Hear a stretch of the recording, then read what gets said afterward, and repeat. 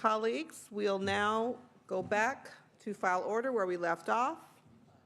File item number 25, SB 1397, Senator Huff. Mr. Secretary, please read. Senate Bill 1397 by Senator Huff, an act relating to transportation. Senator Huff. Thank you, Madam President. Members, SB 1397 would authorize a pilot project at no cost to the state to allow limited advertising on the Caltrans changeable message sign network in order to generate much-needed revenue for maintenance and repair of the state highway message sign system. Currently, the Amber Alert signs that we are accustomed to seeing along public right-of-way are analog displays in which messages are typed in abbreviated form. SB 1397 would authorize Caltrans to enter into a public-private partnership for the modernization of these signs to digital format, providing a high-tech communication network on the state's highway system to instantly relay information about emergencies, Amber Alerts, weather, accidents, and other traveler or public service announcements. No longer will motorists have to concentrate on decoding bubble light messages when bulbs are missing. Pictures of a missing child and the abductor's vehicle can replace data communications.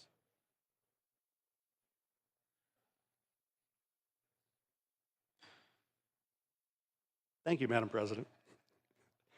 The project begins as a 3-year demonstration project initially conducted at selected existing and planned locations. Expansion beyond the pilot would happen after an independent review and report to the legislature. The private vendor would fund construction and maintenance, saving valuable tax dollars. The signs can be used for advertising purposes at Caltrans' discretion when not in use for emergency communications. Caltrans will have control of where advertising could be placed. Control of brightness, time of use, content, and emergency messaging would always have priority over any advertising message. There's no debate that we have significant state highway maintenance and repair needs. The governor repeatedly has set those needs at between 50 and 60 billion on the state highway system over the next 10 years. This bill will provide revenue estimated at up to 200 million annually at no cost to the state or taxpayer for appropriation by this body, the legislature, for state highway repairs, and is subject to federal approval. Most of these signs are already in place, are all within the right-of-way. They are largely invisible outside of the highway right-of-way and should have no impact on the many local, state, and federal regulations in place. I ask for your aye vote. Thank you. Senator McGuire. Good morning, Madam President. Good morning. There we go. I respectfully stand in opposition of this bill. Have been having discussions with the author in regards to outdoor advertising. And I'm honored to be able to represent a county that has had a ban on all outdoor advertising since 1935. And in fact, they adopted an ordinance before I was born in 1978. And there is real concern. Same year as Senator Leyva, which is fantastic. And understand that we are at a crisis point, and crises many times bring out innovation in regards to funding. But if we are serious about funding our transportation crisis, our infrastructure crisis here in the state of California, we would bring forward a bill that Senator Bell has been championing to be able to invest in infrastructure here in California. So I unfortunately am against this bill, and I would hope that the author would respect local control and take an amendment, which I've been asking for literally months, to be able to exclude one county out of 58 because they've had a ban on advertising outdoors since 1935. Thank you so much. Senator Hertzberg. Thank you, Madam President. As you are well aware, every day on this floor, we're fighting for money, for development disabled, for foster kids, for reimbursement rates for doctors, for whatever else it is. There's a great challenge. And one of the things we need to do in government, and often they're difficult compromises, is to figure out creative ways to get dollars in the door. So when you balance this, especially with the federal government's responsibility, where we can make up to $200 million a year, that can pay for all the kinds of road stuff that drives people crazy. And on the one hand, relieve pressure for our obligation to be able to make those repairs so we can pay for other human services and pay for other things that we need to pay for. I like this bill for that reason. I think it's smart, and I think in every way we can be creative, whether it's in fees that are being done by some bills to add on to water or energy efficiency or other ways to think creatively of how we fund the kinds of needs for government so that the other general fund revenues end up paying for the kinds of social services where people don't have the money to pay them. I think it's an important bill. I ask for your support. Senator Bell. Although I have many strong feelings about visual pollution, I think I want to continue to support this bill because I think it's worthy of discussion for our finances for our road repairs and the needed infrastructure improvements. I urge and I vote on this. I think we can have safeguards to protect areas designated as scenic and respond and have Caltrans study the issue of traffic safety in regards to this before they are established. So I urge and I vote. I think this is worthy of discussion, and we should continue this discussion in light of the need for financing our infrastructure. Senator Morlott. Thank you, Madam President. Having served on the Transportation Authority Board for Orange County for 8 years, we sold ad space on buses, so I sort of really understand and appreciate what this concept is about, but I am having serious reservations personally about whether our message boards on our freeways are the appropriate use for this type of revenue opportunity. Terms like attractive nuisance or driving while being distracted while driving, gawking, slowing down traffic, those are the things that come to my mind, Madam President. And I think if we don't use the tools for their intended purposes, then over time their real use will be minimalized and they may even be ignored. So people will be driving by and say, well, why do I need to look at that sign if, you know, it could be a Bayer aspirin commercial or something else when it should be focused on its intended purpose. So I appreciate the fact that the bill is just a study. Certainly, I wouldn't say we should oppose looking at it, but colleagues, I would, on this bill, urge caution. Thank you, Madam President. Any further discussion or debate? Seeing none, Senator Huff, please close. Thank you, Madam President. We've all seen the signs up there, click it or ticket, or you have an Amber Alert. Imagine if you, instead of click it or ticket with some burned out bulbs, you see a seatbelt picture, and then also on the other side, an officer writing a ticket to somebody. People are engaged more graphically than they are just with reading something. And by the way, I think that would be more distracting trying to figure out what the digital signs are currently saying than what they will with pictures that are easier to understand. To the point of one of the questions on it, as far as distracted driving and perhaps slowing down, no study to date has demonstrated any kind of distraction with these. These are very small, minimally invasive. We see them all the time. In fact, FHA, the Highway Administration, has conducted eye tracking studies. And with that, they have demonstrated no distraction with this type of messaging or any of the other signs that are in the right-of-way of our highways. Additionally, the size of these, we've seen digital billboards on the sides of freeways, but you know, you're looking at 20 foot by 60 foot. That's 1,200 square feet. Or another common size is 14 by 48, 672. These are 9 by 27, 243 square feet. And as you can visualize them in your mind, they're much smaller than what the big ones are, but they are right over the road. They're not, for the most part, seen by outside of the right-of-way. They're just for drivers. And most of the time, they will probably have safety messages on them. It'll be up to Caltrans to determine. But this is something that I believe will be more effectively communicating the messages of safety. It'll more effectively pay for it because we will no longer have to maintain these. It will be a public-private partnership with open bidding for them to have the right to maintain and operate these things, and Caltrans will have discretion over it. I think this truly is a win-win. As a 3-year pilot program, if it doesn't work out, then it's scrubbed, and we haven't lost anything, but we will have a state-of-the-art digital display. I ask for your aye vote.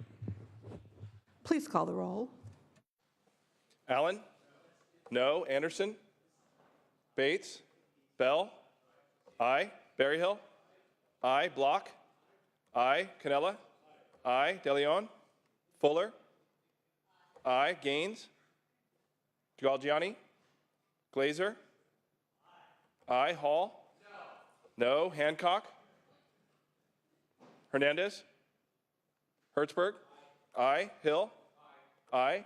Hueso? Aye. Huff? Aye. Jackson? No. Lada? Leno? Leyva? Aye. Lou?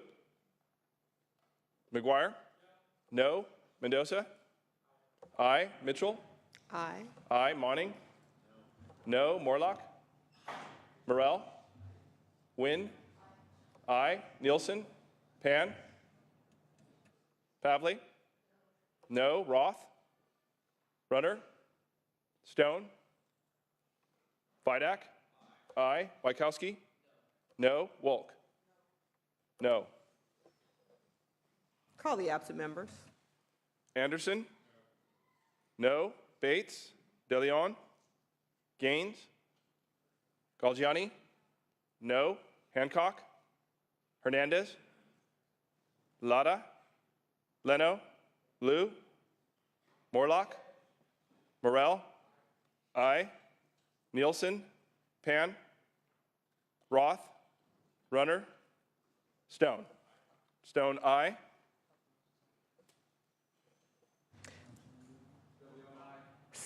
DeLeon, aye.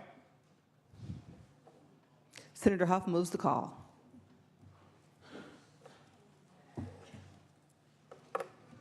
File item 26. Mr. Secretary, please read. Senate Bill 1398 by Senator Leyva, an act relating to drinking water. Senator Leyva. Thank you, Madam President. Good morning, members. SB 1398 builds upon California's leadership of reducing lead exposure by eliminating the use of lead pipes in our drinking water systems across the state. This bill would require public water systems to identify and report all lead water pipes in use and a timeline for their replacement to the State Water Resources Control Board. Lead is a harmful neurotoxin that even in small doses can have devastating effects on the human body, especially children and expectant mothers. The CDC has determined that there is no safe blood level. In the 1980s, the state banned the use of lead pipes and soldering, and in 2010, all plumbing fixtures in the state were required to be lead-free. SB 1398 builds upon these past successes, and it is the logical next step in the fight against lead in drinking water. Drinking water is a basic right and essential to life. All of us should be able to turn on the tap and feel confident that it is free of harmful contaminants, especially lead. SB 1398 moves us closer to this goal, and for these reasons, I respectfully ask for an aye vote. Thank you. Any discussion or debate on the measure? Any discussion or debate? Seeing none, please call the roll. Allen? Aye. Anderson? Aye. Bates? Bell?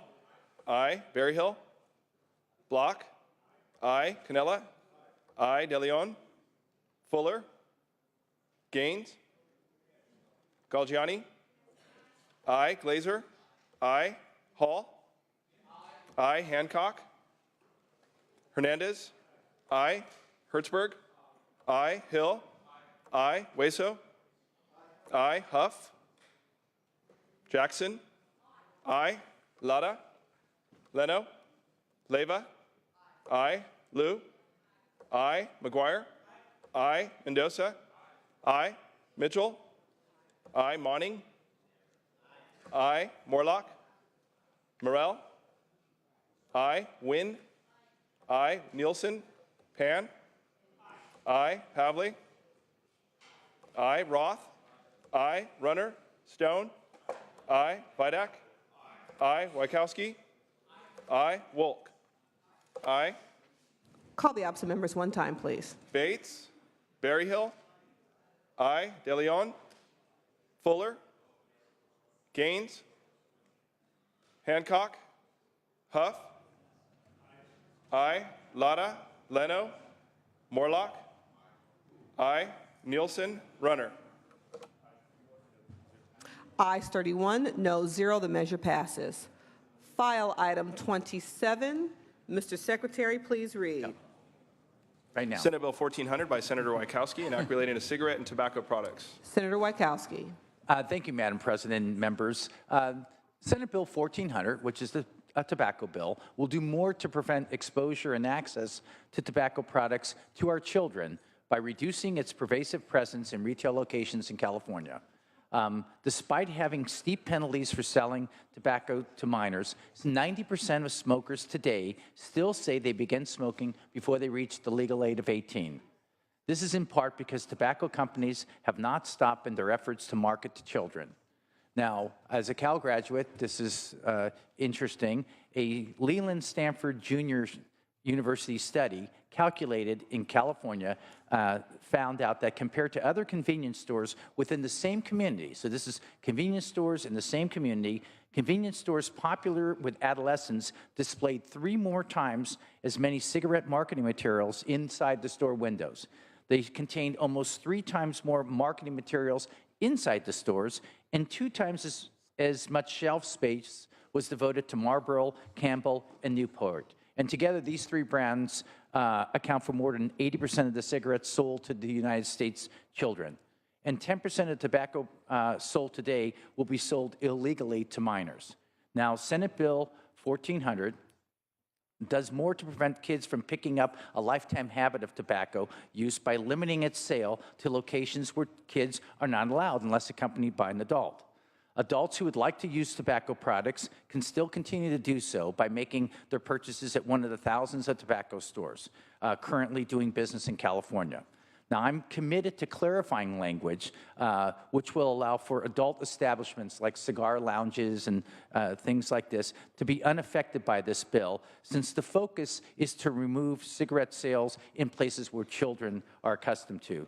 I know that many members have received cards from the third house outside about voting against this measure. You know, the split that we have now for the 60%, 40% I brought that up with the retailers, and I said, should we do something different for mom and pop operations and gasoline stations? And no, they said, no, keep it the same for everybody.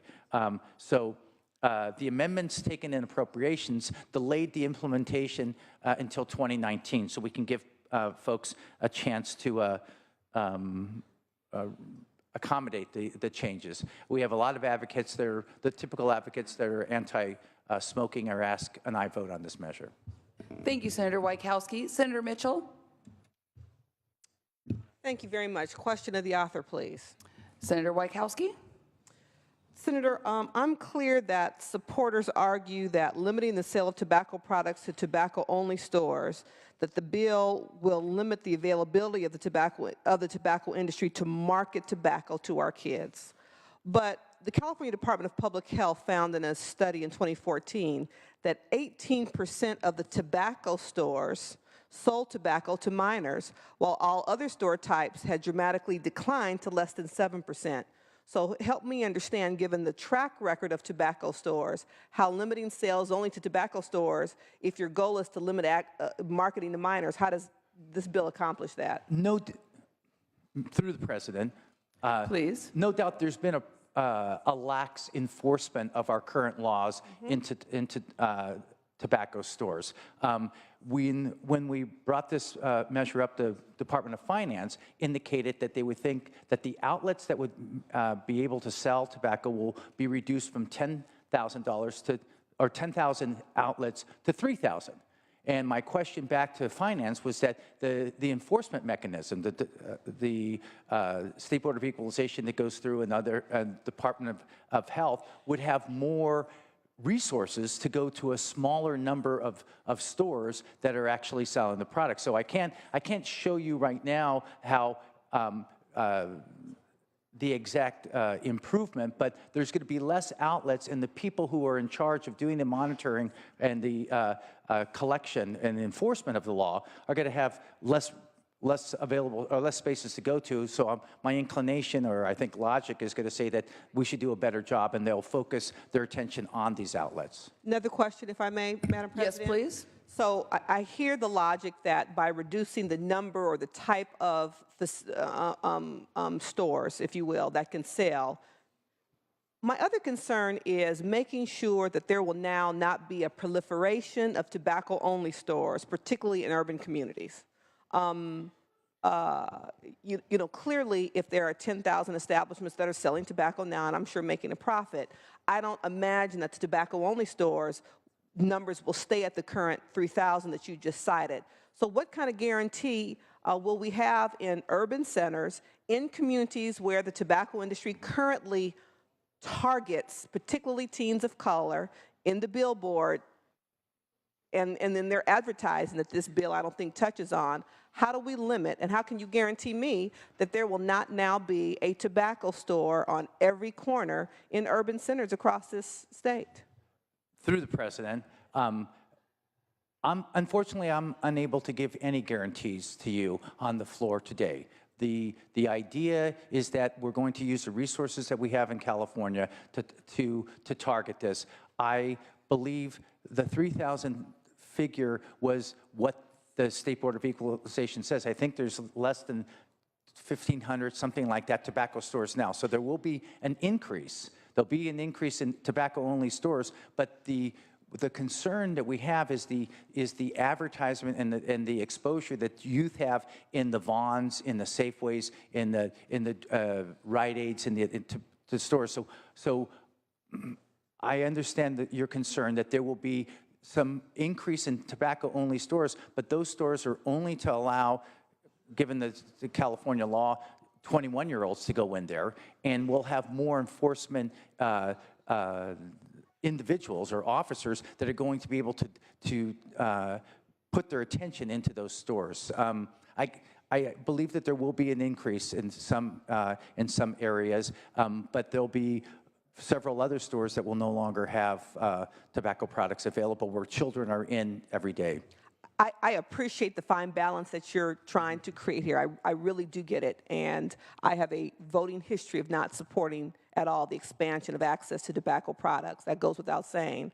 However, I have lived through experiences in communities where communities that are current food deserts, who currently have limited access to markets, who currently are preyed upon by billboard advertisements, liquor stores, and my fear is now tobacco establishments, because they can, because those are the target, the socioeconomic and ethnic target communities that tobacco industry has made millions on throughout history. And so I'm not going to vote on the bill today. I'm going to stay off.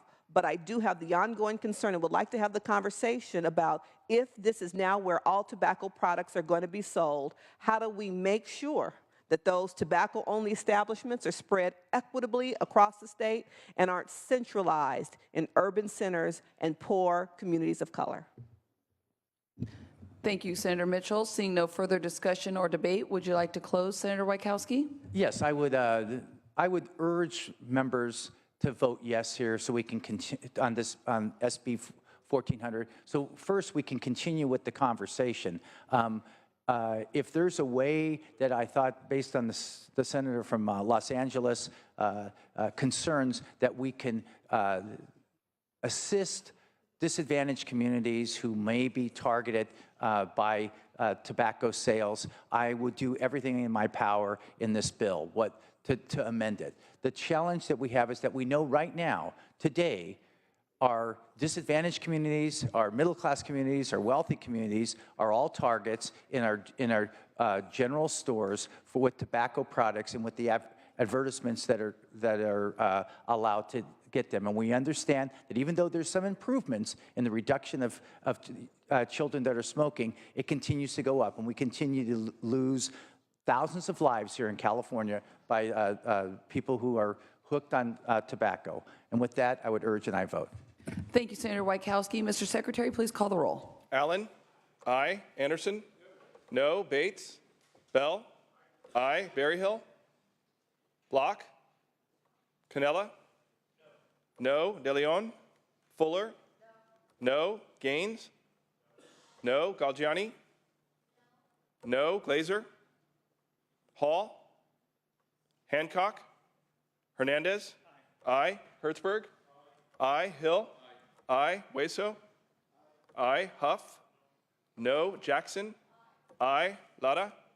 Leno. Leyva. Aye. Liu. Aye. McGuire. Aye. Mendoza. Mitchell. Mawning. Morlock.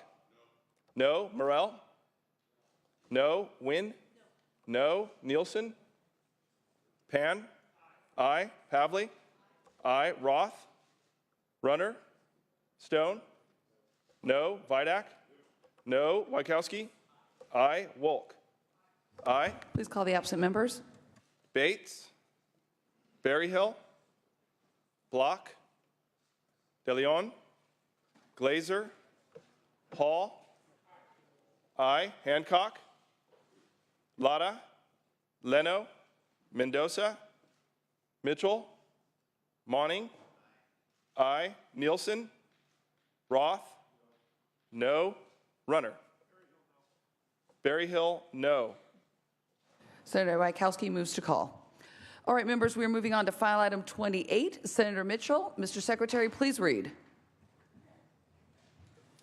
Senate Bill 1433 by Senator Mitchell, an act related to incarcerated persons. Senator Mitchell. Thank you, Madam President. 1433 is a bill that will require state correctional facilities to provide family planning services for female inmates upon their request. We've amended the bill to remove the mandate on local detention facilities. Although existing law allows female inmates to have access to continued use of birth control, it does not specify that women who are not using birth control upon entry into the state facility can have access to it upon request or can switch to a different contraception that meets her medical needs. Additionally, the bill requires that family planning services are offered between 180 to 60 days prior to an individual's parole or release to ensure that they are informed and educated about the availability of family planning services before they're released. It's important that the law be made clear that incarcerated females have access to birth control and adequate family planning services upon request and prior to their release date. This bill acknowledges the fact that there are many medical uses for birth control besides preventing pregnancy, such as regulating menstrual cycles, relieving cramps, and treating endometriosis and other uterine conditions. With that, colleagues, I ask for your aye vote. Thank you, Senator Mitchell. Is there any discussion or debate? Seeing none, Mr. Secretary, please call the roll. Allen? Anderson? No. Bates? Bell? Aye. Berryhill? Block? Aye. Canella? Aye. De Leon? Fuller? Gaines? No. Galgiani?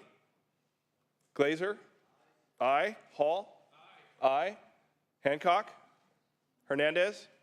Aye. Hertzberg? Aye. Hill? Aye. Hueso? Aye. Huff? Jackson? Aye. Lara? Leno? Leyva? Aye. Liu? Aye. McGuire? Aye. Mendoza? Aye. Mitchell? Aye. Mawning? Aye. Morlock? Morrell? No. Wynn? No. Nielsen? Pan? Aye. Pavley? Aye. Roth? Aye. Runner? Stone? Vidak? No. Wykowski? Aye. Wolk? Aye. Please call the absent members. Allen? Aye. Bates? Berryhill? De Leon?